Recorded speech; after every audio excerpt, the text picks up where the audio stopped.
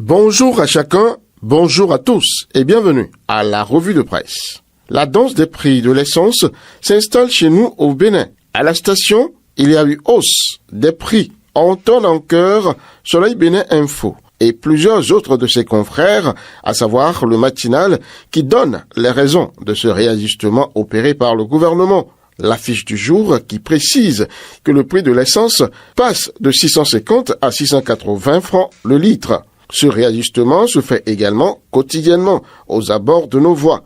Une danse des prix de l'essence qui fait aussi danser du tipenti au cœur des consommateurs qui ne savent plus à quel saint se vouer, si ce n'est au nouvel homme fort du Nigeria pour adoucir la pilule aux pauvres consommateurs béninois. Qui sait, son cœur peut être touché.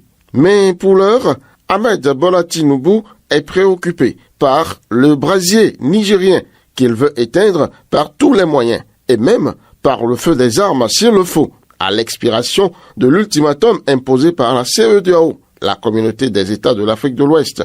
Mais Matin Libre appelle au calme et annonce que l'opinion publique africaine est défavorable à toute intervention militaire au Niger pour faire entendre raison aux putschistes. Dans ce même ordre d'idées, les avocats s'indignent contre toute intervention militaire dans ce pays, annonce Daibi Info. Le journal révèle que France 24 et RFI sont suspendus des missions dans le pays et les rois du Bénin qui s'invitent dans ce débat.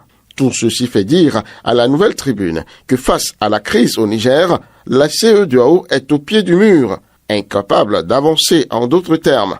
L'événement précis sur la question tient à donner la position du Bénin sur une intervention militaire en rapportant les propos du chef de la diplomatie béninoise, Olusegun Adjadi Bakari, qui affirme à la une du Dynamisme Info, à ce propos, le Bénin n'attend que la suite des négociations avec les putschistes. Restons avec ce journal pour revenir sur la célébration du 63e anniversaire de l'indépendance du Bénin, dans le défilé militaire et paramilitaire qui a enregistré l'absence de deux gros cylindrés de la politique béninoise qui ne pouvaient être passés sous silence, selon le journal.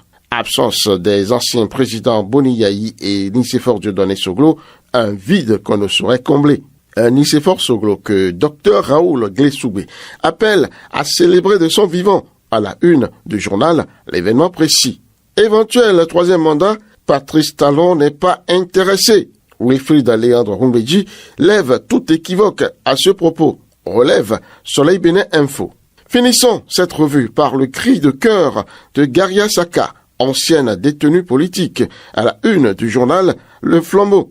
Mon souhait le plus ardent est de voir les détenus politiques libres, graciés et amnistiés. Fin de cette revue, Peggy Ludovic Dagba. Rendez-vous dimanche prochain.